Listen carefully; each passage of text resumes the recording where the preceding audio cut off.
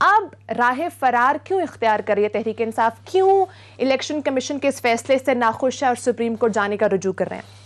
ये तो इस पे बात करते हैं जो आपने अपने इंट्रो में जो बात की है। मेरा ख्याल है पाकिस्तान के लोगों के लिए एक बड़ी एक प्लेजेंट एक सरप्राइज़ है जो हमने देखा है, क्योंकि पिछले उसमें लिविंग मेमोरी में इस तरह के हमें स्टेप्स नज़र नहीं आते। और ये जो चीफ इलेक्शन कमिश्नर की पोस्ट है, इसमें मेरा ख्याल है बड़े अरसे बाद कोई ब्यूरोक्रेट लगे, अगर मैं गलत नहीं कह रहा तो। इससे पहले इस ओहदे पे चीफ जस्टिस ऑफ पाकिस्तान भी रहे इरशाद अहमद खान साहब, जिन्होंने वो 2002 का इलेक्शन करा। उसके बाद रिटायर जजेस भी लगे, और वो थे, आपको याद हो, कराची से भी थे हमारे, बड़ा उनका नाम था जज साहब का, वो भी लगे। एक उस असूल पसंद बड़े मशहूर थे जी, वो तो उनका नाम था इब्राहिम साहब था पूरा। और भी यहाँ पे हमने देखा है कि बड़े बड़े बिग गन्स बड़े इसके साथ लगते रहे, और बड़े नाम थे। हम समझते थे कि वो खड़े नहीं हो सके, तो ब्यूरोक्रेट, बल्कि ज़ाती तौर पर मेरा ये ख्याल था कि शायद ब्यूरोक्रेट जो हैं ये इतना डिलीवर नहीं कर सकते, कि इतने सेंस ऑफ एक फ्रीडम इनमें नहीं होती। जज में होती है शायद, कि जज एक आदी हो जाता है फैसले करने का।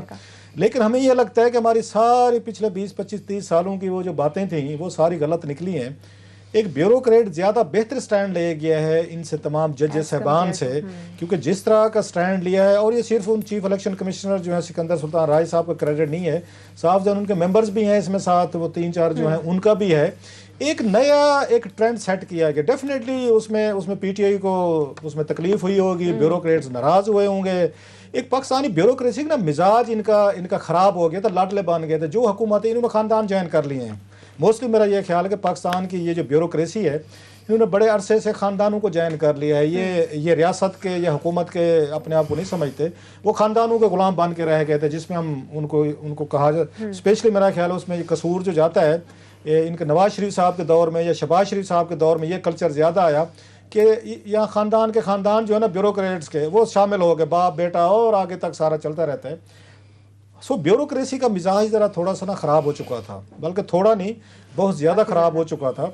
कि वो कहते हैं they can get away with the murder with the smile. उन्हें परवाह नहीं होती थी कि कौन क्या कर लेगा। जो कुछ इलेक्शन वाले दिन हमने वहाँ पे देखा, जो चीज़ें हुई, ये लगता था लॉलेसनेस कोई उसका, वो आती ना वेस्टर्न मूवीज़ हम देखते हैं ना सर, वो कोई पुराने 200-250 साल पहले के फ्रंटियर का कोई कस्बा है, वहाँ पे जो फ्रंटियर है और लॉलेस है, वहाँ पे आउटलॉज हैं, तो वहाँ पे डाकू फिर रहे हैं, तो गन फाइटिंग हो रही है, गन स्लिंगर्स फिर रहे हैं, कोई वहाँ पे शेरिफ नहीं है, कोई कुछ नहीं है। और जो जिसका वो दिल चाहता है 10 फायरिंग करते हुए टाउन से गुजर रहे हैं, बैंक लूट लो, घर लूट लो, बंदा मार दो, कोई पूछने वाला नहीं है। ये कम अज़ कम आपको वेस्टर्न मूवीज़ के सीन थे जो उस दिन वहाँ पे नजर आए। अगर स्क्रीन पर भी दिखाया ना कि किस तरह फायरिंग्स हो रही हैं, कोई शहरों में मोटरसाइकिल वाले फिर रहे हैं, तो कोई वहाँ पे कोई नहर में गोलियां मार रहा है किसी को, तो क्रॉस फायरिंग हो रही, टोटल फिल्मी सीन थे। और फिल्मी सीन जैसे मैंने कहा वेस्टर्न मूवीज वाले थे।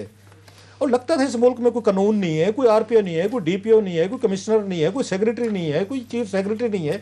मतलब इस मुल्क में पहले हमारी थोड़ी बदनामी होती, एफटीएफ जो है, मतलब हमें दाद दें एक इलेक्शन जीतने के लिए, हमारे ऊपर वहाँ पे एफटीएफ का भी इजलास चल रहा है मेरा ख्याल है। हमने ये भी नहीं देखा कि हमारे ऊपर कितनी बड़ी सैंक्शंस लगती हैं। हमें एक एक चीज़ का हिसाब देना पड़ता है।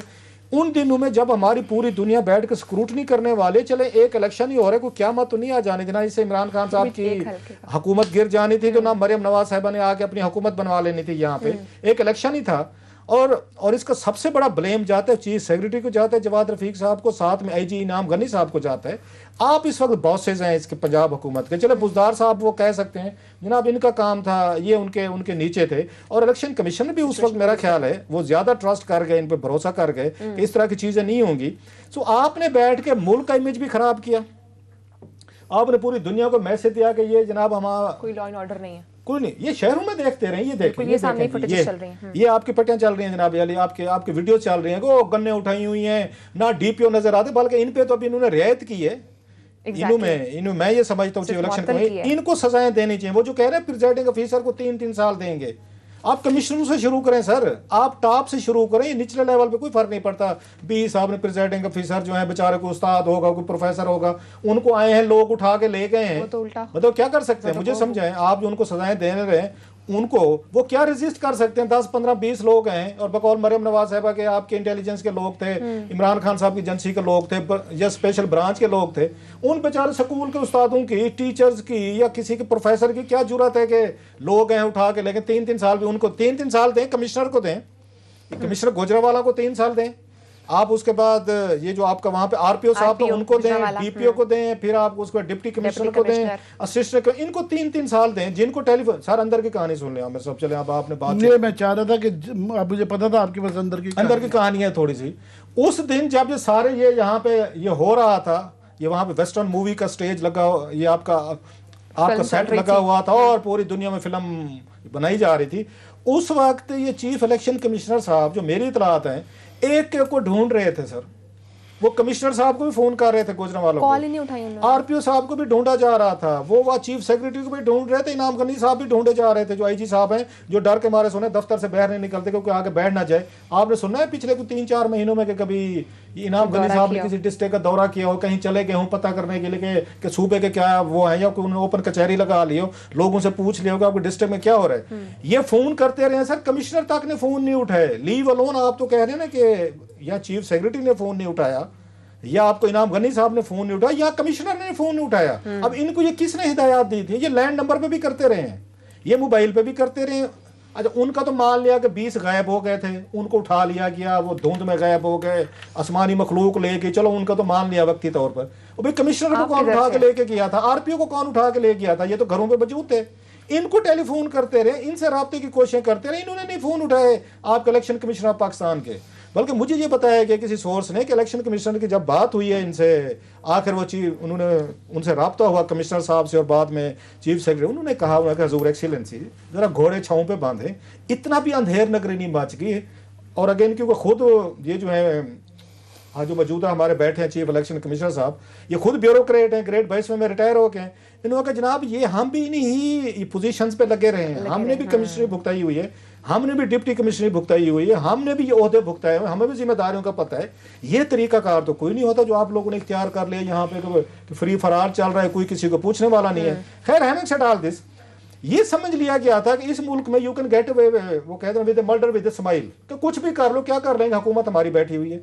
मुझे कम अज कम इस बात की खुशी है, अच्छा या बुरा जो भी लोग कहें, साहब जरा एक के खिलाफ फैसला जाना दूसरी नहीं, कम अज कम कोई बड़े अरसे बाद कोई यहाँ पे bureaucrat type chief election commissioner खड़ा हो गया जिनसे हमें तवक्को नहीं थी। मैं फिर कह रहा हूँ तवक्को नहीं थी, वो कहते अनसंग वो होते ना आपके हीरोज, वही होते जिनसे तवक्को नहीं हो, जिनसे तवक्को हो कि ये बड़ा काम करेंगे वो हीरोज नहीं होते। आपका इलेक्शन कमीशन खड़ा हो गया जो कि आने वाले दिनों में बड़ी नई प्रेसिडेंट जिन्होंने सेट कर रहे हैं। इंडिया में था सर, एक बंदा आया, आपने जैसे आमिर साहब ने पिछले 2-3 प्रोग्रामों में कहा कि पावर्स आपके पास मौजूद हैं, एक्सरसाइज करके दिखाएं। पावर्स तो थी नहीं। टीएन सेशन आया और उसके बाद गिल साहब आए थे, 2 इलेक्शन कमिश्नर आए थे, उन्होंने इंडिया का 40-50 साल का बुरा निज़ाम, 2 कमिश्नर थे। और बाय द वे जो आप सही कह रहे थे, ये दोनों के दोनों ब्यूरोक्रेट थे और हम ये आर्ग्यू करते रहे हैं क्योंकि इसको इंतज़ामिया से रिलेटेड काम होता है, ये जज हज़रात का ऊपर से बैठ के होता है, इंतज़ामिया का तजर्बा नहीं होता। इसमें तजर्बे से देखा इंडिया पाकिस्तान में हमेशा डिलीवर जो है वो इंतज़ामिया नहीं किया है। तो ये बिल्कुल ये करेक्शन हुई है, अच्छी बात हुई है। बाकी मैं वो आप कर दें, उसके बाद मैं अपनी राजा साहब मैं समझ कर रहा हूँ सर। ये कहने का मतलब ये है, एक बड़ा लाउड एंड स्ट्रांग मैसेज किया है कि भाई साहब आपने हर चीज़ को गुलाम बना लिया, ब्यूरोक्रेसी भी आपके नीचे लग गई है, यहाँ पे आपके सारे जितने वो इंतजामी महकमों में लोग बैठे हैं वो भी नीचे लग गए हैं, सारे महकमे भी नीचे लग गए हैं। जिसकी हुकूमत आ जाए, नवाज शरीफ साहब की आ जाए, तो वो गुलाम बना लेते हैं अपने सारे इदारों को। पुलिस भी उन्हीं के गुलाम है, ब्यूरोक्रेसी भी होती है, इलेक्शन कमीशन, अदालतों में भी वो आके अपना काबू रखना चाहते हैं, मीडिया भी कंट्रोल में लगना है। मतलब लगता है आपको कि एक ही हुकूमत है, चंद लोग हैं जो पूरे का पूरा रियासत पे कब्जा कर लेते हैं in the name of democracy. अब पता चला है कि जनाब कुछ 2-4 इंस्टीट्यूशन बच गए हैं। एक आप ये पाँव पे खड़े थोड़ा रिस्क लेने वाली बात, मुझे किसी ने, उनके करीबी जो हैं उनके सिकंदर सुल्तान राजा साहब के किसी ने बात की, मेरी हुई उनसे, उन्होंने कहा राज साहब ने बड़ा क्लियरली अपनी टीम को ये बताया हुआ है। उन्होंने कहा जनाब अगर हम डिलीवर ना कर सके या मैं डिलीवर ना कर सका, मैं अगर फेयरनेस इस पर ना ला सका, अगर मैं इलेक्शन प्रोसेस को ठीक ना कर सका, मैं जिम्मेदारान को सजा ना दे सका, जो मेन अब सजा देने वाला जो है ना वो है जवाद रफीक और वो इनाम गनी साहब टेस्ट है उनका जो 4 को बुलाया हुआ है, अब वो टेस्ट है। वो ये कहते हैं कि अगर मैं ये चीजें ठीक ना कर सका तो I will prefer to quit. ये बड़े उनके जिम्मेदार करीबी किसी मुझे लगा, उसने कहा अगर मैं चीजें ठीक ना कर सका as a chief election commissioner, मैं तनख्वाह नहीं लेने बैठूंगा यहाँ पे, मैं पूरी कोशिश करूंगा कि जहां जहां गलतियां हैं, चीजें हैं, मैं ठीक करूं। इस मुल्क की बड़ी बदनामी हो चुकी है, जो आता है उसमें डंडा फेर दिया जाता है, उठा लो, कर लो, फलां कर लो और अपने फैसले को लो मर्जी से। But we are glad at least bureaucracy को कोई बड़ा स्ट्रांग मैसेज गया है, धचका गया है, पहली दफ़ा लगा है।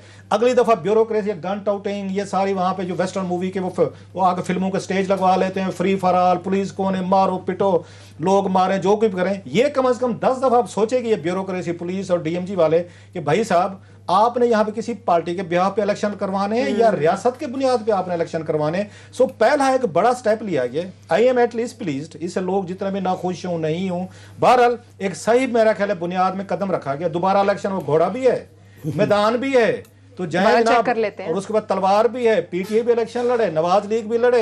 आपकी दफा एडमिनिस्ट्रेशन बड़ी मेरा ख्याल है न्यूट्रल होगी, लग रहा है कि अब वो नहीं होगा। फिर जाएं और घोड़ा और मैदान, तलवार उठाएं और दिखाएं जनाब आप में से कौन बड़ा शाह सवार है, हम मान लेते हैं।